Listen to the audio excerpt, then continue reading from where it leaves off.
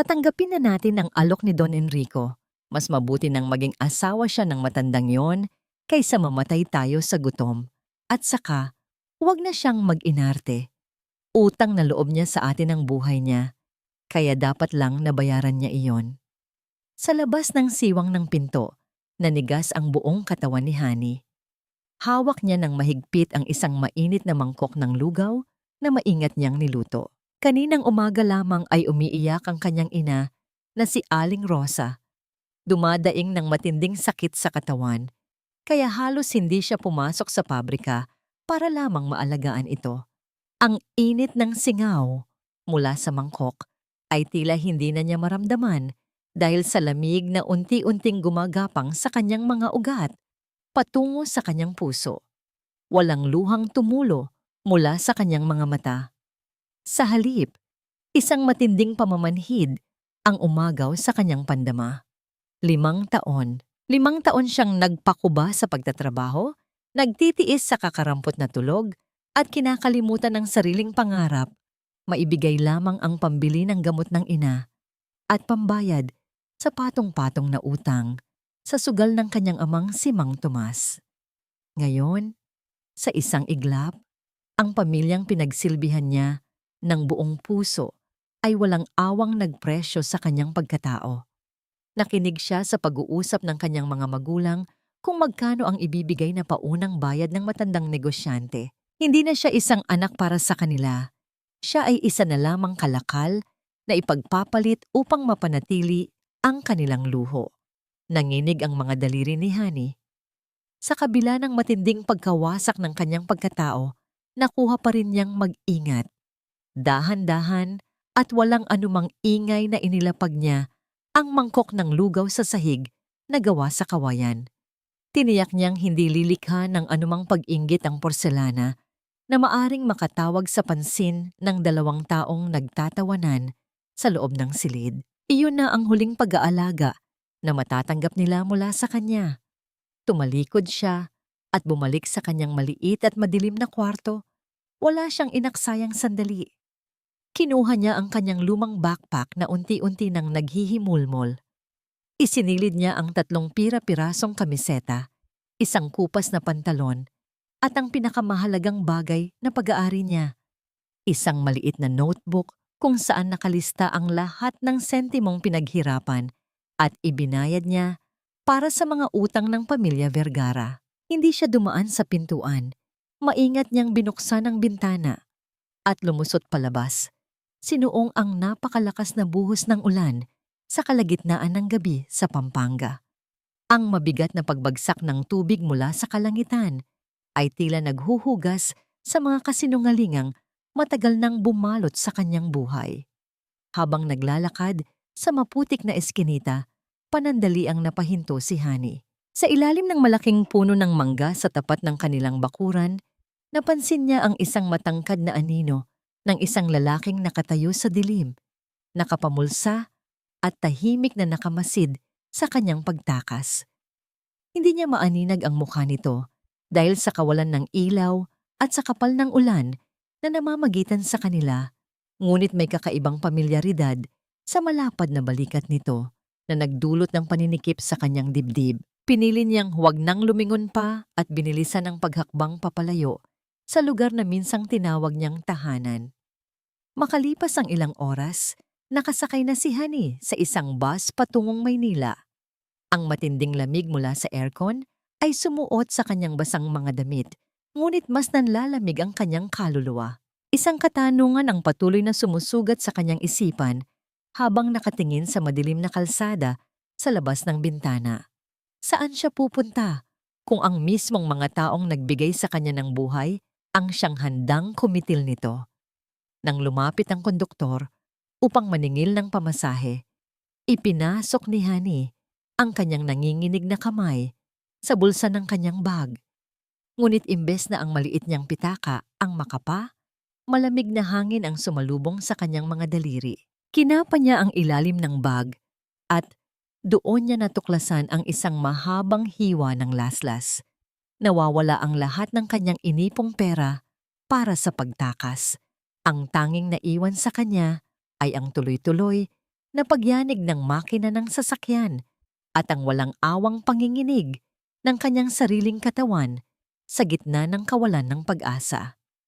Ang nakakapasong init ng sikat ng araw sa siyudad ng Maynila ay tila sumusubok sa natitirang lakas ni Hani. 3 araw na siyang nagpapagalagala sa mga malalawak na kalsada, walang maayos na tulog at patuloy na kumakalamang sikmura. Bawat hakbang ng kanyang mga paang nakasapin sa nipis ng lumang sapatos ay nagiiwan ng kirot, ngunit mas masakit ang alaala ng pagtataksil na iniwan niya sa madilim na eskinita ng kanilang probinsya.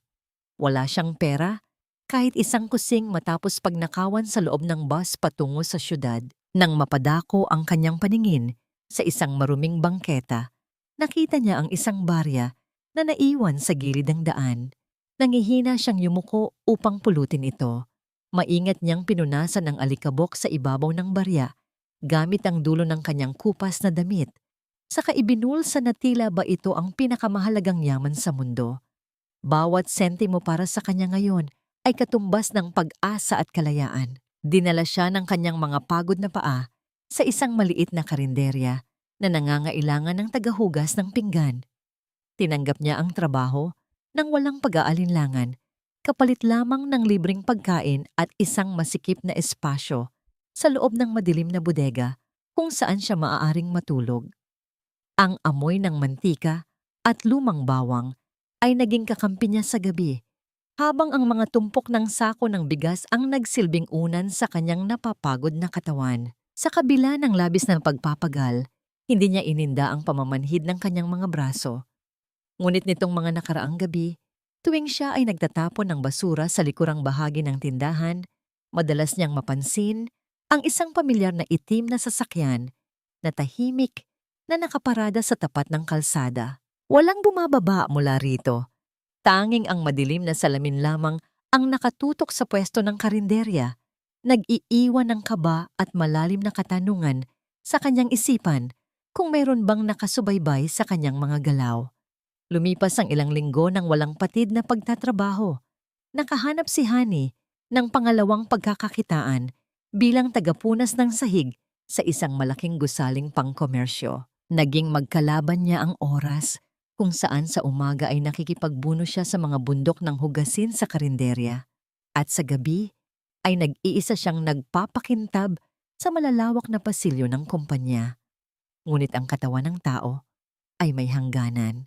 Isang gabi, habang iginuguhit ng kanyang mop ang sabong panlinis sa ibabaw ng malamig na marmol na sahig ng lobby, naramdaman niya ang matinding pag-ikot ng kanyang paningin. Ang mga matataas na poste ng gusali ay tila gumuho sa kanyang harapan at ang kanyang hininga ay naging mabigat at kapos. Pilit niyang idinilat ang kanyang mga mata, ngunit tuluyan nang bumigay ang kanyang mga tuhod. Bago pa man tumama ang kanyang mukha sa matigas na semento, 2 matipuno at may init na bisig ang mabilis na sumalo sa kanyang nanghihinang katawan. Ang paghawak na yon ay may dalang kakaibang kalinga na matagal na niyang hinahanap. Nang unti-unting magbalik ang kanyang diwa, natagpuan niya ang kanyang sarili na nakahiga sa isang malinis at puting kwarto ng ospital. Ang lambot ng kutsyon at ang makapal na kumot ay nagbigay ng pansamantalang ginhawa sa kanyang nananakit na mga buto. Nang ibaling niya ang kanyang paningin sa gilid, bumungad sa kanya ang isang pamilyar na figura na nakaupo sa silyang malapit sa kanyang kama. Nakasuot ito ng mamahaling Amerikana na bahagyang nag-usot dahil sa mahabang oras ng pagkakaupo, na tila ba hindi ito umalis sa kanyang tabi buong magdamag. Ang puso ni Hani ay nagsimulang pumukpok ng mabilis sa kanyang dibdib. Tila nais nitong kumawala dahil sa pinaghalong labis na kaba at gulat. Si Jacinto, si Jace. Ang batang paslit na dating kahati niya sa nilagang saging at kalaro sa maputik na daan ng Pampanga, ngayon ay isa ng matikas na lalaki na tinitingala sa mundo ng kalakalan. Kahit na nababanaag ang pagod at puyat sa mukha ng binata, nanatili pa rin ang lambot sa kanyang mga mata na matagal nang nangungulila. Mahigpit ang pagkakahawak ng mga kamay ni Jace sa isang bagay na nakapatong sa kanyang hita. Nang tingnan ito, nang maigi ni Honey, isang alon ng alaala ang humampas sa kanya at nagpasikip sa kanyang lalamunan. Iyon ang lumang panyo na may borda ng kanyang pangalan, ang panyong ibinigay niya rito bago ito lumuwas ng Maynila. Maraming taon na ang nakalilipas na inakala niyang matagal nang itinapon o nawala. Dahan-dahang iminulat ni Jace ang kanyang mga mata at sa sandaling magtagpo ang kanilang mga paningin, tila tumigil ang pag-ikot ng mundo sa loob ng 4 na sulok ng silid na yon. Walang salitang namutawi agad sa kanilang mga labi, ngunit ang hangin sa pagitan nila ay napuno ng libu-libong katanungan at hindi nasabing damdamin. Sa kabila ng matapang na amoy ng gamot at antiseptiko sa ospital, nalanghap ni Honey ang isang pamilyar na bango mula sa binata. Ang amoy ng simpleng sabong panlaba na ginagamit noon ng ina nito sa probinsya. Isang amoy ng tahanan na pilit niyang tinatakasan, ngunit ngayon ay nasa kanyang harapan, buhay na buhay. Bahagyang gumalaw si Jace, tila natatakot na baka isang panaginip lamang ang kaharap niya na maaring maglaho kapag siya ay kumurap. Hinigpitan niya ang hawak sa lumang panyo, ang kanyang mga daliri ay namumuti sa diin at binasag ang katahimikan gamit ang boses na puno ng halo-halong emosyon, lungkot, pangungulila, at isang uri ng pag-asa na matagal nang nabaon. Hinanap kita, Honey. Akala ko, hindi na kita muling makikita. Ang mabigat na katahimikan sa loob ng pribadong silid ng ospital ay binabasag lamang ng mahinang ugong ng aircon at ng mabibigat na paghinga ni Jace. Nakaupo siya sa gilid ng kama. Ang kanyang mga mata ay puno ng lungkot at determinasyon habang nakahawak ng mahigpit sa mga kamay ni Honey na puno ng kalyo at gasgas.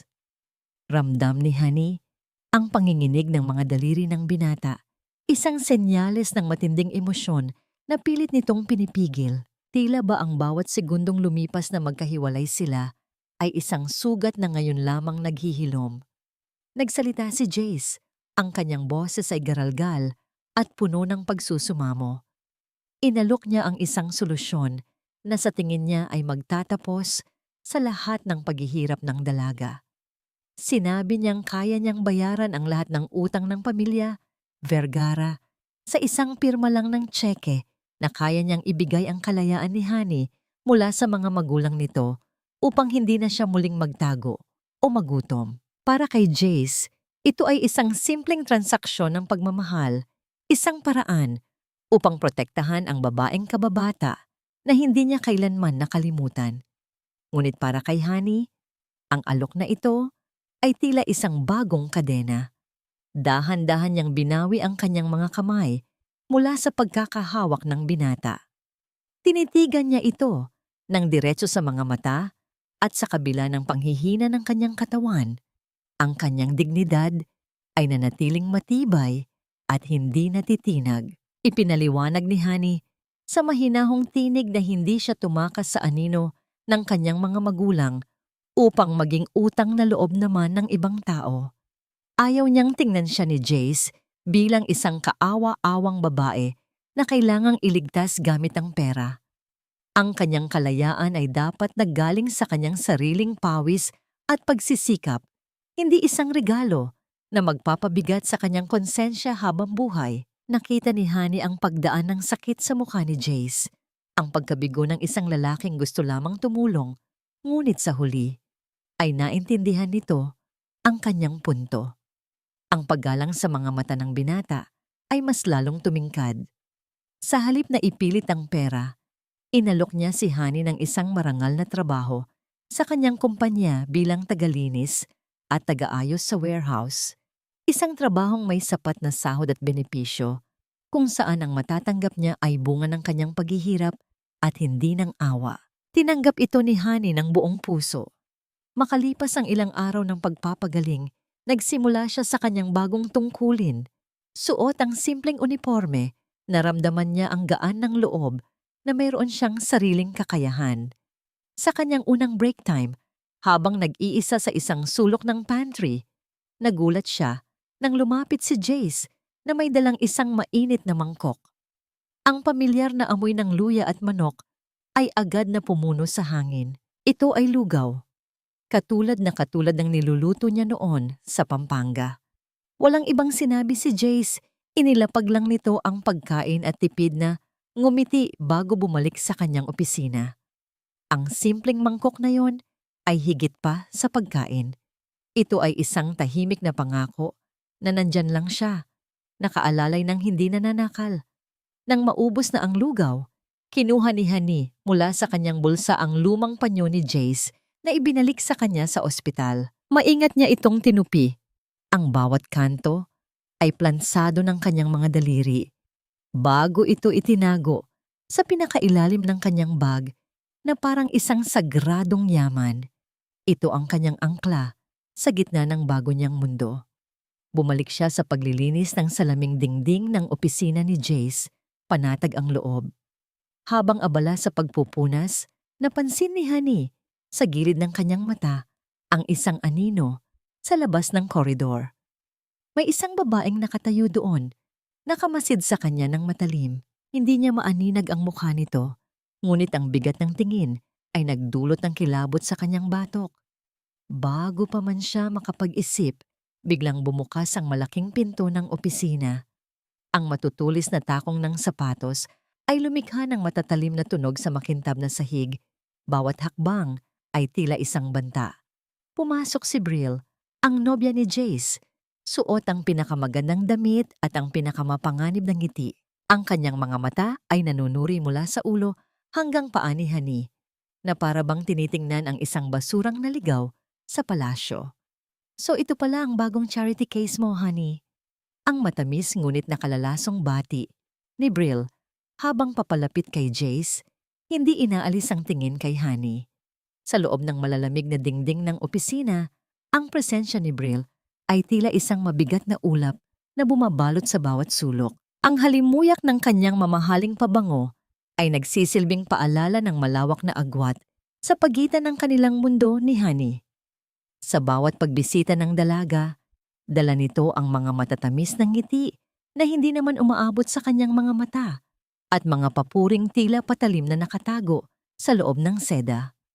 Habang abala si Jace sa pakikipag-usap sa telepono sa kabilang bahagi ng silid, lumapit si Brill sa pwesto ni Honey kung saan siya tahimik na nagpupunas ng alikabok sa mga estante. You know, Honey, napakabuti talaga ng Jace ko. Ang mahinang wika ni Brill habang pinapasadahan ng daliri ang isang figurin, sinisiguro na walang makaririnig kundi silang dalawa. He has this habit of picking up stray things. Mahilig siya sa mga kawawa. It makes him feel like a hero. Ang bawat salita ay tumatarak sa dibdib ni Honey, ngunit pinili niyang manatiling tahimik. Yumuko na lamang siya at ipinagpatuloy ang kanyang trabaho. Pilit na iniisip na ang mga insulto ay hangin lamang na daraan at mawawala. Ngunit hindi doon natapos ang palabas ni Brill. Habang naglalakad pabalik sa sofa, kung saan nakapatong ang kanyang kape, sinadya nitong bungguhin ang mesa gamit ang kanyang balakang. Ang tasa ay tumagilid at bumuhos ang mainit at maitim na likido sa bagong linis na carpet. Agad na kumalat ang mantsa na tila isang sugat sa maputing tela. Oh my God! I'm so clumsy! Ang malakas na sigaw ni Brill na puno ng pekeng gulat. Napatingin si Jace at agad na tumayo mula sa kanyang mesa upang tumulong. Ngunit bago pa man makalapit ang binata, mabilis na sumenya si Honey ng pagtanggi gamit ang kanyang mga mata. Ayaw niyang maging dahilan ng pagtatalo ng dalawa. Ayaw niyang maging pabigat. Lumuhod siya agad upang punasan ang mantsa. Nakatayo sa kanyang harapan si Brill, nakangiti habang nakatingin sa kanya sa ibaba. Pakilinisan na lang ulit, Honey. Baka kasi bumaho kapag natuyo. Ang matamis na utos nito. Habang nakaluhod, naramdaman ni Honey ang panginginig ng kanyang mga kamay. Ang magaspang na tela ng carpet ay kumikis-kis sa kanyang mga tuhod. Ngunit mas masakit ang pagkadurog ng kanyang dignidad. Piga siya ng piga sa basahan, Ang maruming tubig na tumutulo pabalik sa timba ay sumasalamin sa kanyang nararamdaman. Marumi, itinatapon, at ginagamit lamang para linisin ang kalat ng iba. Pinigilan niya ang luhang nagbabadyang tumulo. Inisip niya ang kanyang pangarap na kalayaan. Inisip niya na ang bawat punas ay isang hakbang palayo sa utang na loob na pilit isinusumbat sa kanya ng mundo. Ang pagtitiis na ito ay para sa kanyang sarili, hindi para sa kanila. Nang matapos ang insidente at umalis si Jace sandali upang dumalo sa isang emergency meeting, naiwan si Honey sa loob ng opisina upang tapusin ang pagliligpit. Napansin niya si Brill na lumapit sa mesa ng binata. Akala niya ay may inilalagay lang ito. Ngunit nakita niya ang mabilis na pagkuha nito ng litrato sa mga nakakalat na lumang dokumento gamit ang cellphone. Ang ilaw mula sa flash ay saglit na gumuhit sa dilim bago mabilis na ibinulsa ni Brill ang telepono nang marinig ang mga yabag ng pabalik na empleyado.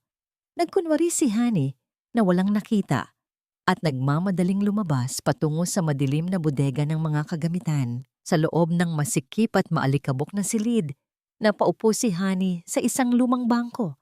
Pagod na pagod ang katawan at isipan. Kinuha niya ang kanyang lumang cellphone upang tingnan ang oras, ngunit bumungad sa kanya ang pag-ilaw ng screen, hudyat na may dumating na mensahe mula sa isang hindi kilalang numero. Binuksan niya ito at halos mabitawan niya ang telepono sa nakita. Isang litrato. Sa larawan, makikita ang kanyang mga magulang na sina Mang Tomas at Aling Rosa, nakaupo sa isang marangyang restaurant na hindi nila kailanman napupuntahan noon. Nakangiti sila ng malapad, hawak ang makapal na tumpok ng pera na tila ba nanalo sa loto. Ang saya sa kanilang mga muka ay kabaligtaran ng pagdurusa ni Honey. Ngunit ang dumurog ng tuluyan sa natitirang lakas ni Honey ay ang mensaheng nakasulat sa ibaba ng larawan. Bawat letra ay tila asido na tumutunaw sa kanyang puso. Salamat sa anak naming malandi. Dahil sa galing mo sa kama, mayaman na kami. Ang mga bulong-bulungan ay tila apoy na mabilis na kumalat sa bawat sulok ng kumpanya. Sa loob lamang ng isang araw, ang pangalan ni Honey ay naging laman ng bawat usapan sa cafeteria, sa elevator, at maging sa mga pribadong grupo ng chat ng mga empleyado. Ang mga mata na dati ay puno ng paggalang o kaya naman ay simpleng pagwawalang bahala. Ngayon ay napuno ng panghuhusga at malisya. Tuwing dadaan si Honey sa pasilyo bitbit ang kanyang mga kagamitan sa paglilinis, ang mga tawanan ay biglang tumitigil, papalitan ng mga bulungan na sadyang pinaririnig sa kanya upang iparamdam na siya ay hindi kabilang. Tinatawag siyang Linta na kumakapit sa boss para sa pera, isang babaeng ginagamit ang katawan para umangat sa buhay. Ang mga salitang ito ay tila mga punyal na paulit-ulit na sumusugat sa kanyang dignidad. Ngunit pinili niyang maging bingi. Yumuyuko na lamang siya at nagpapatuloy sa kanyang trabaho. Nilulunok ang bawat insulto kasabay ng paglunok niya sa mapait na katotohanan ng kanyang sitwasyon. Ang diskriminasyon ay hindi nagtapos sa mga salita. Isang umaga, natagpuan niya ang kanyang mga gamit sa paglilinis na nakakalat sa sahig ng banyo. Ang sabon at bleach ay ibinuhos sa kanyang uniforme. Walang umamin kung sino ang gumawa, ngunit ang mga ngiting nakatago sa likod ng mga kamay ng ilang empleyada ay sapat na upang malaman niya ang sagot. Nang makarating ang balita kay Jace, ang mukha ng binata ay namula sa galit. Handang-handa na siyang ipatawag ang lahat ng nasasangkot at magpataw ng parusa. Ngunit pinigilan siya ni Honey. Hinawakan niya ang braso ng binata. Ang kanyang mga mata ay puno ng pakiusap. Alam niya na kung ipagtatanggol siya ni Jace, mas lalo lamang pagtitibayin ng mga tao ang kanilang hinala na may namamagitan sa kanila. Ayaw niyang madamay ang reputasyon ng taong nag-iisang tumulong sa kanya nang walang hinihinging kapalit. Dahil dito, mas pinili ni Honey na ilayo ang kanyang sarili kay Jace. Umiiwas siya sa mga lugar kung saan madalas itong dumaan. Kumakain siya ng mag-isa sa fire exit, nakaupo sa malamig na hagdanan habang nanginunguya ang kanyang baong kanin at tuyo. Ang katahimikan ng lugar ay naging kanlungan niya mula sa ingay ng mundo, ngunit ang lamig nito ay tumatagos hanggang sa kanyang mga buto. Doon, sa gitna ng kadiliman, pinahintulutan niya ang kanyang sarili na umiyak ng tahimik. Ang bawat luhang pumapatak sa kanyang pisngi ay simbolo ng kanyang pagod at pangungulila sa isang tahanan na hindi niya kailanman naramdaman. Isang hapon, habang nag-aayos ng mga lumang dokumento sa archive room, napansin ni Hani na may isang matandang babae na pilit na nakikipagtalo sa receptionist sa lobby. Hindi niya ito makilala ng lubusan dahil sa layo, ngunit may iniwan itong isang lumang pira-pirasong papel bago tuluyang umalis. Naging abala si Hani sa kanyang gawain at nawaglit ito sa kanyang isipan. Lumalim na ang gabi at halos wala ng tao sa opisina. Nang akmang lalabas na siya upang umuwi, sinubukan niyang buksan ang pinto ng archive room, ngunit nanatili itong sarado. Pinihit niya ng pinihit ang seradura, ngunit tila may naglock nito mula sa labas.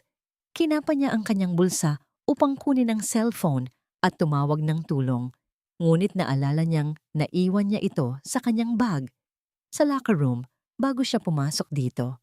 Ang takot ay nagsimulang gumapang sa kanyang dibdib. Unti-unting namatay ang mga ilaw sa labas ng pasilyo at ang tanging liwanag na natira ay mula sa maliit na bintana sa itaas na bahagi ng pinto. Ang katahimikan sa loob ng silid ay nakabibingi at ang lamig ng aircon ay nagsimulang manuot sa kanyang manipis na damit. Napaupo na lamang si Hani sa sahig, yakap ang kanyang mga tuhod, habang ang dilim ay dahan-dahang lumalamon sa kanyang pag-asa na may makakaalala pa sa kanya. Ang oras ay tila gumapang ng napakabagal sa loob ng madilim at malamig na silid. Nawalan na si Hani ng pakiramdam sa tagal ng kanyang pagkakaupo sa sahig, yakap-yakap ang sariling mga tuhod upang labanan ng ginaw. Sa labas, nagsimulang marinig niya ang mabibigat na patak ng ulan na humahampas sa mga salaming bintana. Isang malungkot na himig na sumasabay sa pintig ng kanyang nalulumbay na puso. Ipinikit niya ang kanyang mga mata at sinubukang alalahanin ang init ng sikat ng araw sa kanilang probinsya. Ngunit ang tanging nararamdaman niya ay ang lamig ng pag-iisa. Ilang oras na ang lumipas ng isang metalikong kalansing ang biglang bumasag sa katahimikan. Mula sa seradura ng pinto, isang susi ang pumasok at umikot. Dahan-dahang bumukas ang pinto at bumungad ang isang liwanag na nagmula sa pasilyo. Kumurap-kurap si Hani upang masanay sa biglaang pagbabago sa kapaligiran. Nakatayo sa bukana ng pinto si Jace. Ang kanyang mamahaling damit ay basang-basa. Ang buhok ay tumutulo dahil sa ulan. Ang mukha ng binata ay puno ng labis na pag-aalala. Ang kanyang paghinga ay mabilis at malalim. Tila ba tumakbo siya ng malayo para lamang makarating doon. Hani! Ang tanging nasambit niya. Ang kanyang boses ay puno ng ginhawa nang makita ang dalaga na ligtas. Lumapit si Jace at walang pag-aalinlangang hinubad ang kanyang makapal na jacket at ipinatong ito sa nanginginig na balikat ni Hani. Ang init na nagmula sa tela na may kasamang kakaibang init mula sa katawan ng binata ay tila isang yakap na matagal nang hinahanap ng nanlalamig niyang kaluluwa. Umupo ito sa sahig sa tabi niya, hindi na inalintana ang basang kasuotan. Sa labas, ang ulan ay lalong lumakas, na tila isang bagyong nagbabantang sirain ang lahat. Sila ay natrap sa loob ng gusali, ngunit sa sandaling iyon, ang maliit na archive room ay naging kanilang kanlungan. Sa mahinang liwanag na nagmumula sa emergency light sa pasilyo, nag-usap sila ng mahinahon. Nagkwento sila tungkol sa kanilang mga masasayang alaala sa Pampanga, ang pag-akyat sa puno ng bayabas, ang paglalaro sa ilog, at ang mga simpleng pangarap na sabay nilang binuo nung mga bata pa sila. Sa bawat kwento, unti-unting nawawala ang mga pader na itinayo ni Honey sa kanyang puso. Nakita niya muli ang batang Jace sa likod ng makapangyarihang CEO na kaharap niya. Ang Jace na palaging nagbibigay sa kanya ng hinog na mangga. Ang Jace, mandomam is na handang makipag-away para ipagtanggol siya. Dahil sa matinding pagod at emosyon, hindi na malaya ni Honey na ang kanyang ulo ay dahan-dahan nang bumagsak at sumandal sa balikat ni Jace. Hindi siya gumalaw. Sa halip, naramdaman niya ang marahang pagtaas ng kamay ng binata. Dahan-dahan at buong ingat na hinaplos nito ang kanyang buhok. Inaalis ang mga hibla na tumatakip sa kanyang mukha. Ang bawat haplos ay puno ng paggalang at pagsuyo. Isang tahimik na pag-amin ng damdaming matagal nang itinago. Walang halik na naganap. Tanging ang init lamang ng dalawang pusong nag-uunawaan at naghihilom sa gitna ng unos. Ang paghinga nilang dalawa ay naging payapa, magkasabay sa ritmo, habang sa labas ay patuloy na bumubuhos ang ulan. Sa unang pagkakataon, mula nang tumakas siya, naramdaman ni Honey ang kapayapaan. Naramdaman niyang ligtas siya. Kinabukasan ng umaga, nagising si Jace sa mahinang ugong ng kanyang telepono. Isang tawag mula sa security guard ang kanyang natanggap.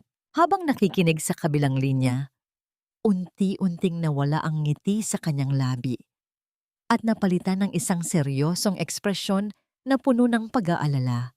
Isang balita ang nagpabago sa timpla ng umaga na nagsimula ng payapa.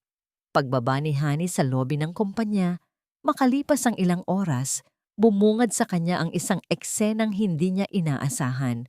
Isang malaking kumpol ng mga tao ang nakapalibot sa gitna ng sahig. Mga empleyado, mga gwardya, at ilang mga taong may dalang kamera. Sa gitna ng lahat ng ito, naririnig niya ang dalawang pamilyar na boses na umiyak ng malakas. Ang kanilang mga palahaw ay umaalingaw-ngaw sa buong gusali, puno ng pekeng pighati at pagkukunwari. Ang makintab na sahig ng lobby ay naging isang entablado at si Honey ang bida sa isang trahedyang hindi niya isinulat.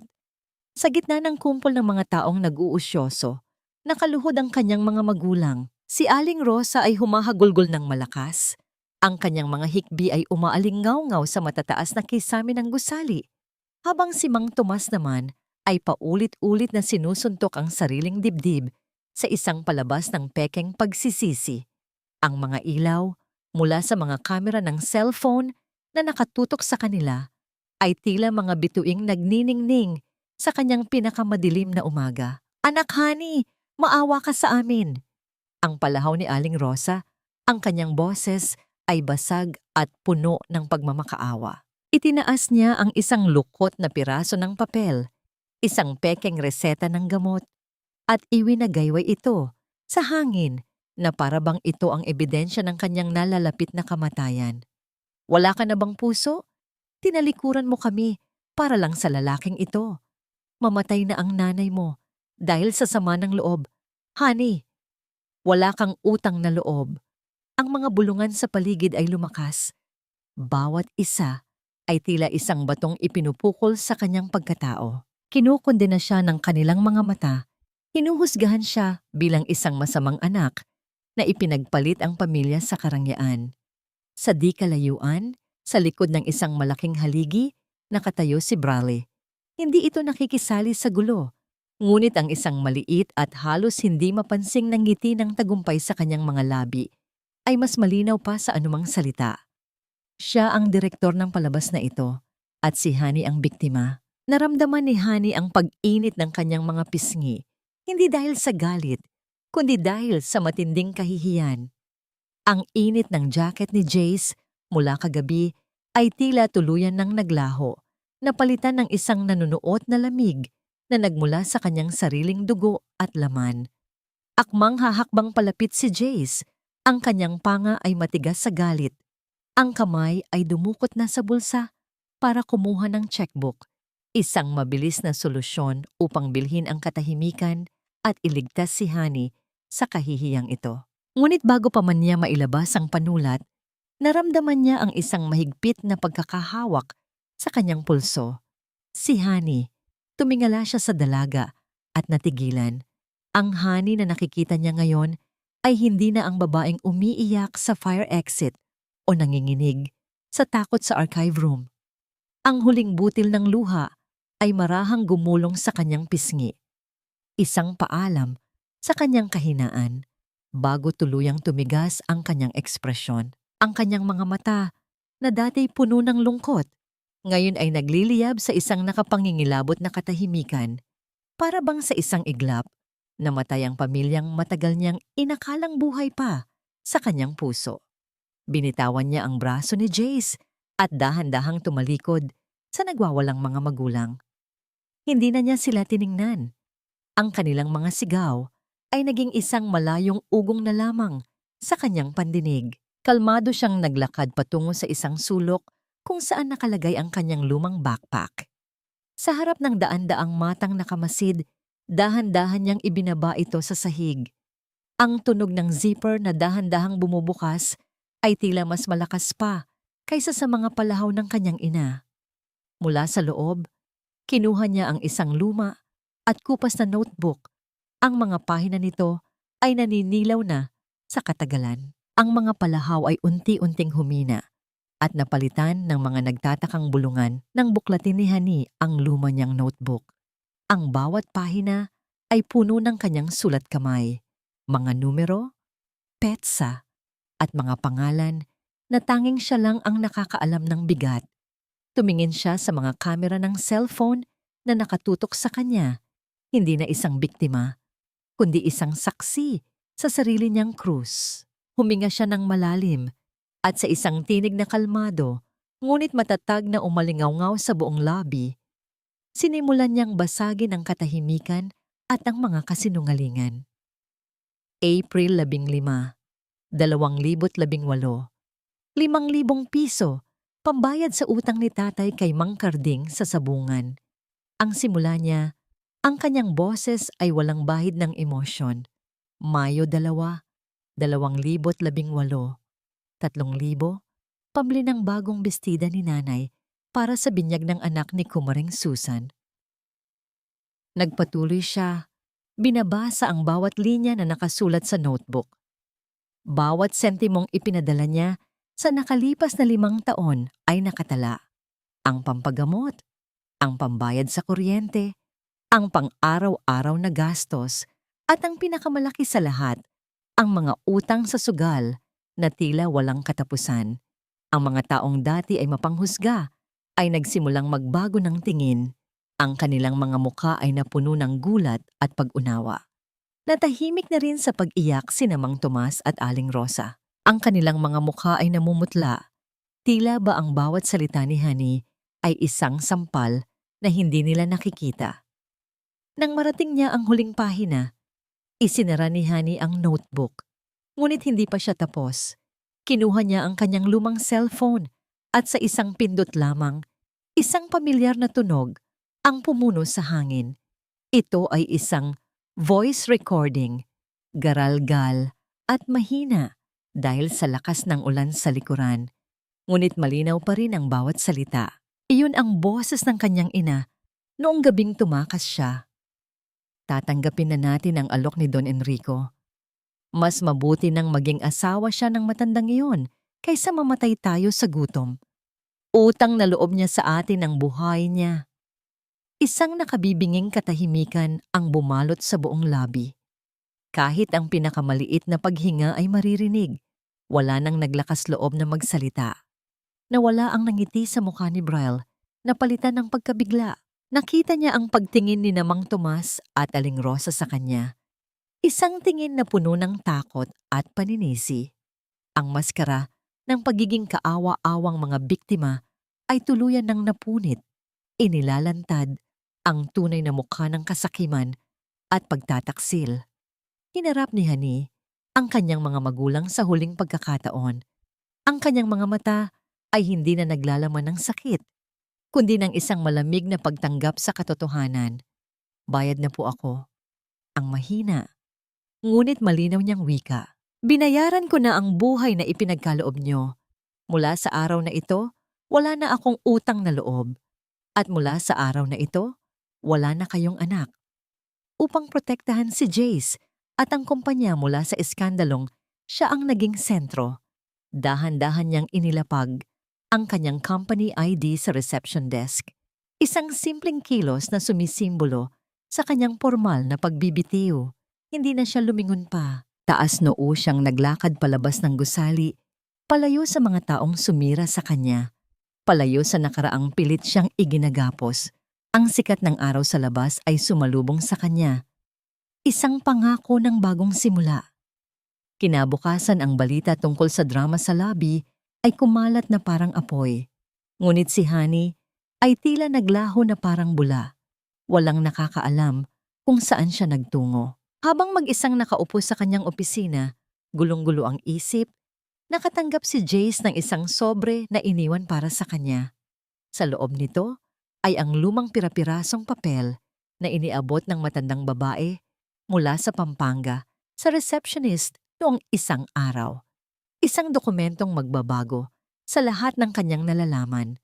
Ang bigat ng katahimikan sa loob ng malawak na opisina ni Jace ay tila mas mabigat pa kaysa sa mga tumpok ng papeles sa kanyang mesa. Ang bawat sulok ng silid ay nagpapaalala sa kanya kay Honey.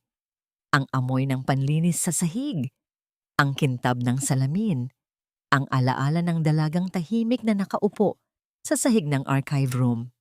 Ang kanyang pag-alis ay nag-iwan ng isang malaking puwang na hindi kayang punan ng kahit anong yaman o tagumpay. Dahan-dahan niyang binuksan ang sobreng nasa kanyang harapan. Sa loob nito ay isang luma at naninilaw na piraso ng papel, isang kopya ng titulo ng lupa na may pangalan ng mga ninuno ni Honey. Isang malamig na kaba ang gumapang sa kanyang dibdib. Hindi na siya nag-aksaya pa ng oras. Kinabukasan, maaga siyang nagtungo sa Pampanga. Dala ang isang misyon na higit pa sa paghahanap sa nawawalang dalaga. Kailangan niyang malaman ang ugat ng lahat ng paghihirap nito. Ang unang pinuntahan niya ay ang bahay ni Nanay Isabel, ang matandang kapitbahay na palaging nagmamalasakit kay Honey. Doon, sa ilalim ng puno ng mangga, ikinuwento ng matanda ang lahat. Ang pagkalulong ni Mang Tomas sa sugal ay hindi isang simpleng bisyo, kundi isang bitag na maingat na inilatag para sa kanya. Ang mga utang ay sadyang pinalobo, ang mga pagkatalo ay planado, at ang lahat ng ito ay pinamunuan ng isang taong hindi nila aakalain. Ang Don Enrico, na dapat sana ay pakakasalan ni Honey, ay isa lamang tauhan, isang muka na ginamit upang itago ang mas malaking anino sa likod ng lahat. Ang totoong may pakana, ang taong dahan-dahang sumakal sa pamilya, Vergara hanggang sa wala na silang ibang pagpipilian kundi ibenta ang sariling anak, ay walang iba kundi si Don Arturo Montemayor, ang ama ni Bril at ang pinakamalaking kasosyo sa negosyo ni Jace. Ang revelasyon ay tila isang malakas na suntok sa sikmura ni Jace. Bawat piraso ng palaisipan ay unti-unting nabubuo sa kanyang isipan. Ang biglaang pagdating ni Bril sa kumpanya, ang pagmamanipula nito sa sitwasyon, ang pagkuha ng litrato sa mga lumang dokumento sa kanyang mesa, lahat ay may koneksyon. Ang lupain ng pamilya Vergara ay hindi isang ordinaryong bukirin. Ito ay isang strategic na lokasyon para sa isang malaking proyektong itatayo ni Don Arturo. At ang kasal nila ni Bril. Ito ay hindi lamang isang pagsasanib ng dalawang pamilya, kundi ang selyo sa isang kasunduang nabahiran ng dugo at luha ng mga inosenteng tao. Ang puot ay nagsimulang umakyat sa kanyang lalamunan. Ang pagmamahal na inakala niyang totoo ay isa lamang palang instrumento sa isang masalimuot na laro ng kasakiman. Hinawakan niya ang kinakalawang na gate ng dating bahay ni Honey. Nararamdaman ang bigat ng bawat sakripisyo, bawat luhang pumatak sa lupang iyon. Ipinangako niya sa kanyang sarili na ibibigay niya ang hustisya na matagal nang ipinagkait kay Honey. Pagbalik niya sa Maynila, isang liham ang naghihintay sa kanya. Walang pangalan ang nagpadala. Tanging isang selyo lamang mula sa isang pampublikong ospital sa isang malayong probinsya. Nanginginig ang mga kamay niyang binuksan ito. Ang sulat ni Kamay ay kay Honey. Maikli lamang ang mensahe. Humihingi ng tawad sa pag-alis at sinasabing huwag na siyang hanapin dahil masaya na siya. Ngunit ang panginginig ng mga letra sa papel ay nagsasabi ng ibang kwento, isang kwento ng takot at pag-iisa. Nalunod si Jace sa mga iniisip nang pumasok si Brill sa kanyang opisina. Suot ang pinakamatamis na ngiti. Dala ang imbitasyon para sa kanilang engranding engagement party na magaganap sa susunod na linggo. Tumingin si Jace sa mga mata ng dalaga at sa unang pagkakataon, nakita niya ang demonyong nagtatago sa likod ng maskara ng isang anghel. Dumating ang araw ng pagdiriwang. Ang bulwagan ay puno ng mga nagkikislapang ilaw, mga mayayamang bisita at mga basong nag-uumpugan sa isang selebrasyon. Lahat ay naghihintay sa pagdating ng masayang magkasintahan. Ngunit nang bumukas ang pinto, si Jace lamang ang pumasok. Hindi siya nakasuot ng eleganteng tuxedo, kundi isang simpleng polo shirt. At sa kanyang kamay, dala niya ang isang makapal na folder ng mga ebidensya, ang simula ng pagbagsak ng isang imperyong itinayo sa kasinungalingan. Ang bulwagan ng hotel ay napuno ng ingay at tawanan. Tila isang malaking bula ng kagalakan na sumasalamin sa mga malalaking chandelier na nakasabit sa kisame. Ang bawat basong nagkakalimbang ay hudyat ng isang pagdiriwang na naghihintay na magsimula. Ngunit nang pumasok si Jace, ang kanyang presensya ay tila isang malamig na simoy ng hangin na dumadaan sa gitna ng init. Hindi siya nakasuot ng pang-engagement, kundi isang simpleng polo shirt.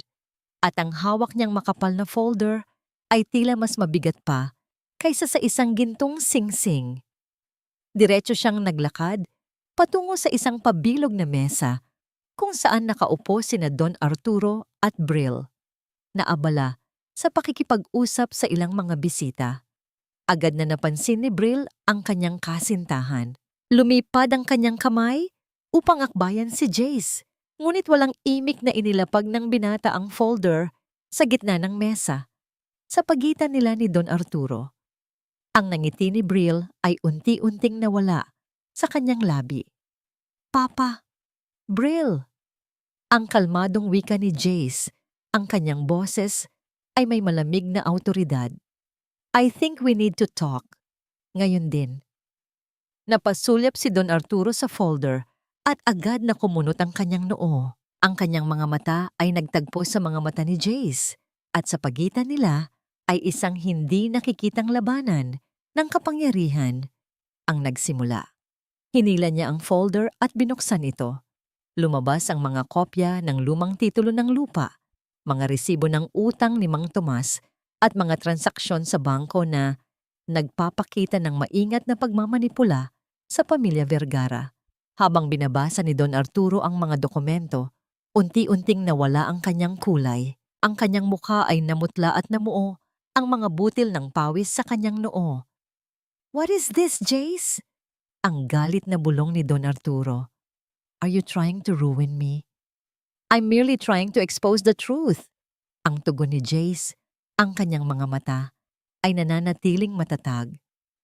Ang kasal natin, Brill, ay hindi isang pagbubuklod ng pagmamahal. Ito ay isa lamang selyo sa imperyong itinayo ng papa mo sa pagdurusa ng iba, sa pagdurusa ni Honey. Jace, what are you doing? Ang hiyaw ni Brill. Ang kanyang mukha ay namumula sa galit at kahihiyan. Sinubukan niyang agawin ang mga dokumento mula sa kanyang ama, ngunit hinarangan siya ni Jace. Kapag lumabas ito sa balita, Jace, babagsak ang kumpanya mo. Mawawala ang lahat ng shareholders mo. Mawawala ang posisyon mo. Hindi mo ba naiintindihan? Ang banta ni Don Arturo, ang kanyang boses ay nanginginig sa puot. Ngunit si Jace ay kalmado lamang. Dahan-dahan niyang hinubad ang kanyang mamahaling gintong relo at inilapag ito sa mesa. Sumunod ay ang kanyang resignation letter, nakalagay sa ibabaw ng mga papeles. You can have all of it, Don Arturo. Ang wika ni Jace, ang kanyang boses ay malinaw at matatag. Ang kumpanya, ang shares, ang posisyon, ibibigay ko lahat.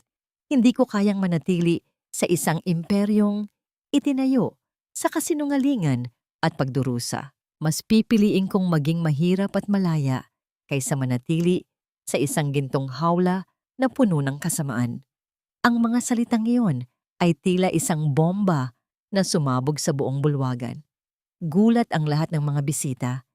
Si Brill ay tuluyan ng nawasak ang pagpapanggap. Sumigaw siya at nagwala. Pilit na inagaw ang mikropono upang siraan si Jace. Ngunit ang kanyang mga banta ay naglaho na lamang sa hangin. Lumabas si Jace ng bulwagan. Hindi siya lumingon. Hindi niya tiningnan ang mga nagtatakang bisita, ang mga nagwawalang Montemayor. Ang tanging nararamdaman niya ay isang napakalaking ginhawa. Sa wakas, malaya na siya. Huminga siya ng malalim sa labas ng hotel.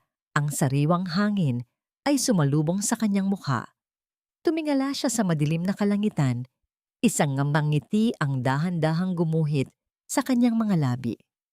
Sa unang pagkakataon sa mahabang panahon, alam niyang tama ang kanyang ginawa. Samantala, sa isang malayong bayan na nababalot ng matinding ulan, tahimik na nakaupo si Honey sa kanyang inuupahang maliit na kwarto. Ang lamig ay tumagos sa kanyang mga buto at ang pagbagsak ng tubig sa labas ay tila nagpapahiwatig ng mga bagong problema. Nanginginig siya, hindi dahil sa lamig, kundi dahil sa kawalan ng pag-asa.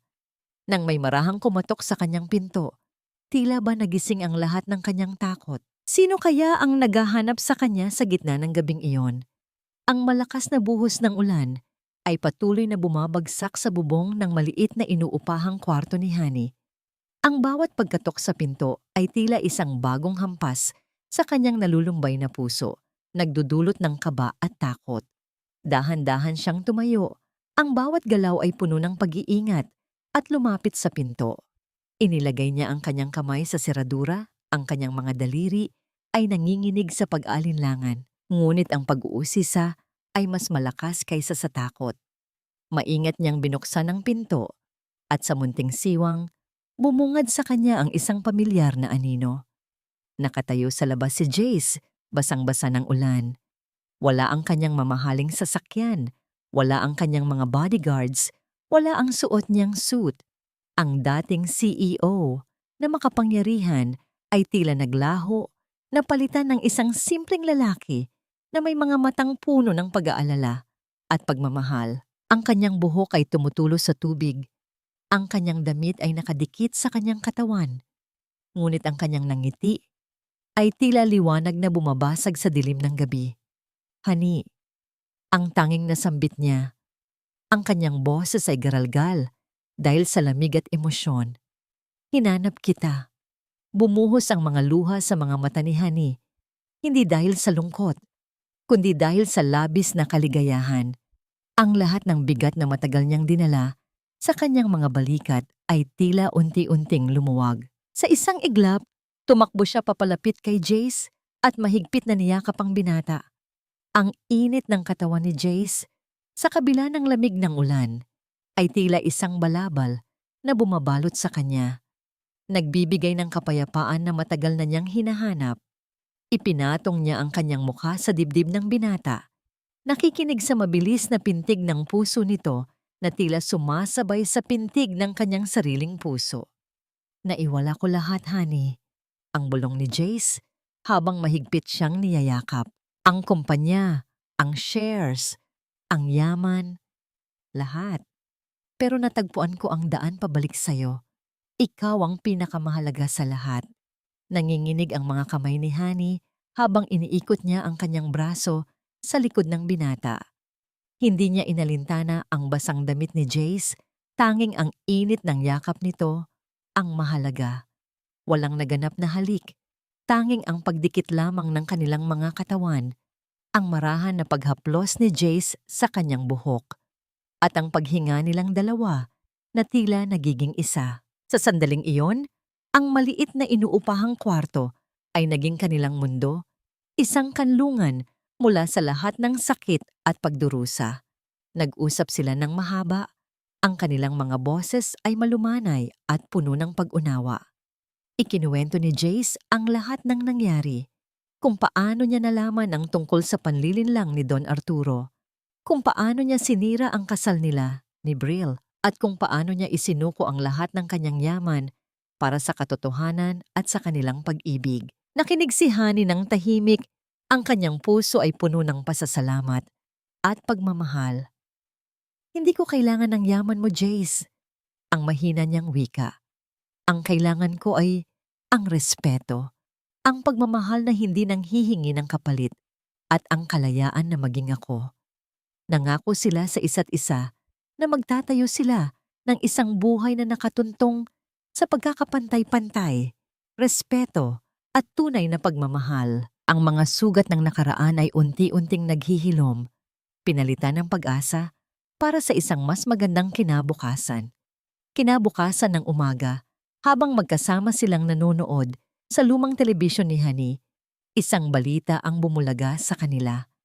Ipinapakita sa screen ang pag-aresto kay Don Arturo Montemayor dahil sa malawakang estafa at pandaraya. Kasunod nito ay ang mga footage ni Brill na pilit na nagtatago sa mga kamera.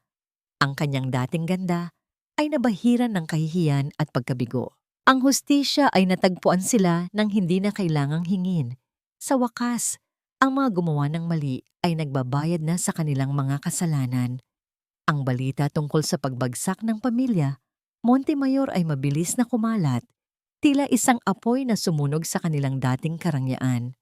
Si Don Arturo ay nahaharap sa maraming kaso ng estafa at pandaraya. Ang kanyang pangalan na dating simbolo ng kapangyarihan ay nabahira na ng kahihiyan. Si Brill, na dating idolo ng lipunan, ay nagtatago mula sa mga kamera at chismis. Ang kanyang ganda ay tila kumupas kasabay ng kanyang reputasyon. Ang kanilang imperyo ay gumuho, at ang lahat ng pinaghirapan ni Jace ay kinuha sa kanila bilang kabayaran sa kanilang mga kasalanan. Samantala, sa Pampanga, ang dating bahay ni Honey ay nanatiling tahimik at parang walang buhay. Sina Mang Tomas at Aling Rosa, na dati puno ng yabang at kasakiman, ngayon ay naiwang baon sa totoong utang at kinamumuhian ng kanilang mga kapitbahay.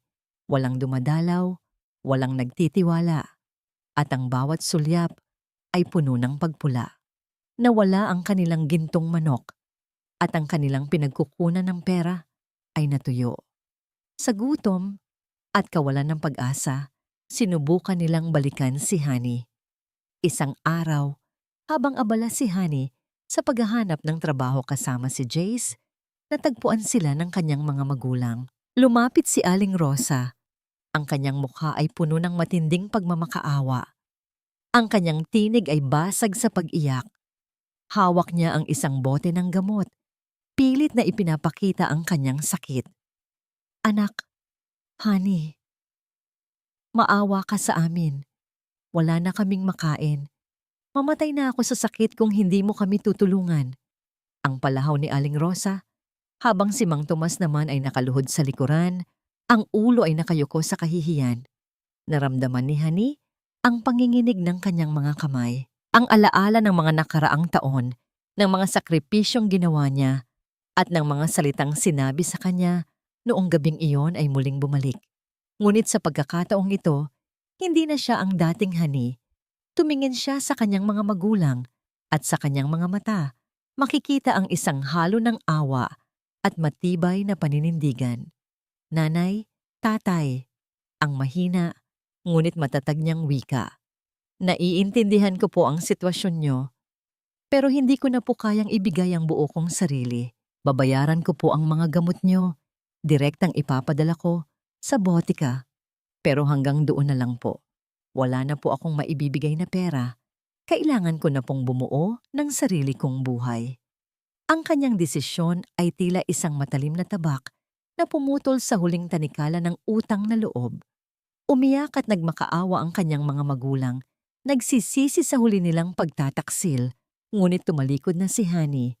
Hindi na siya lumingon. Sa kanyang paghakbang palayo, naramdaman niya ang isang kapayapaan na matagal na niyang hinahanap. Hindi niya kailangang magalit o maghiganti. Ang pagtatakda ng hangganan ay ang kanyang sariling hustisya. Ang mga sugat ay hindi pa tuluyang naghihilom, ngunit alam niyang tama ang kanyang ginawa.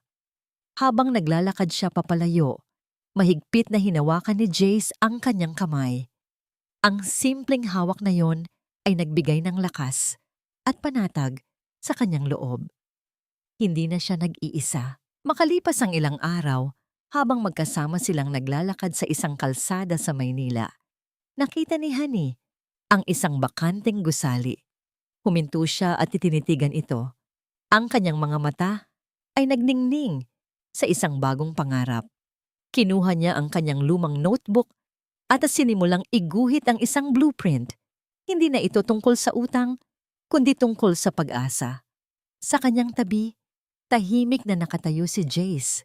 Ang kanyang mga mata ay puno ng pagmamahal at pagsuporta. Ang simoy ng hangin ay dumaan sa kanila, nagdadala ng bagong pag-asa para sa kinabukasan.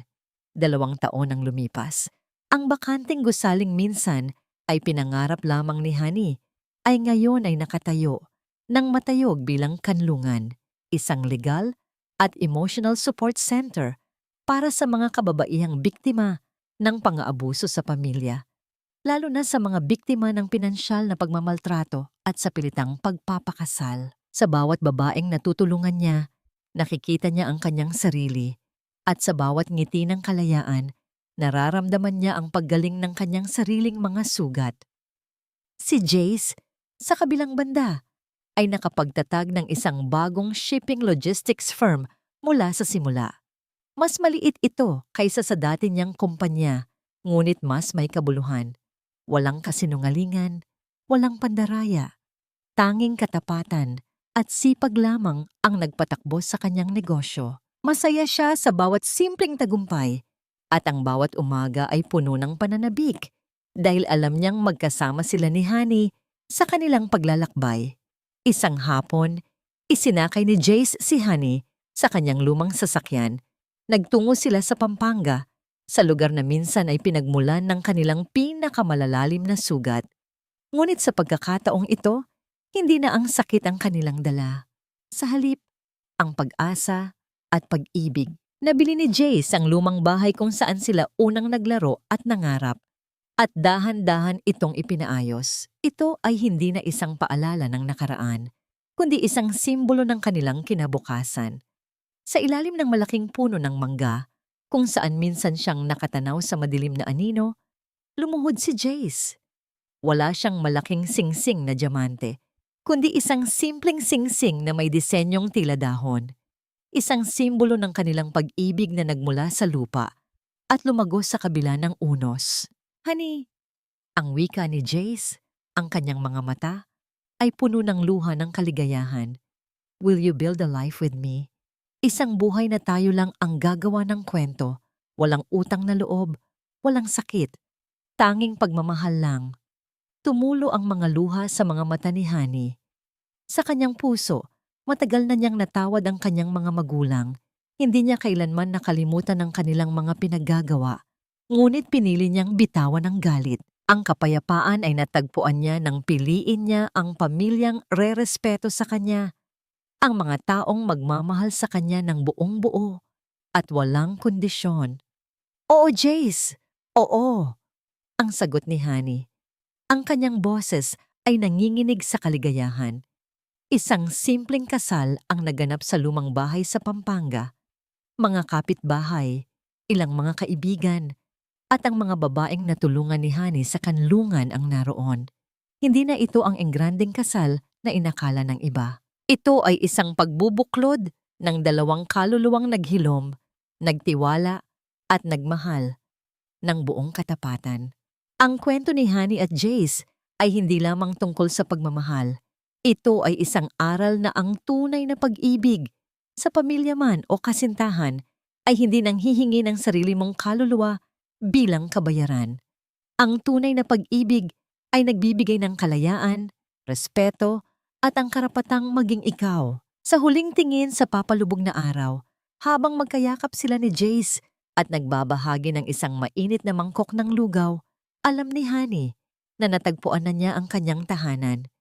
Hindi ito isang lugar, kundi ang pagmamahal na kanyang natagpuan sa piling ng taong nagpahalaga sa kanyang buong pagkatao.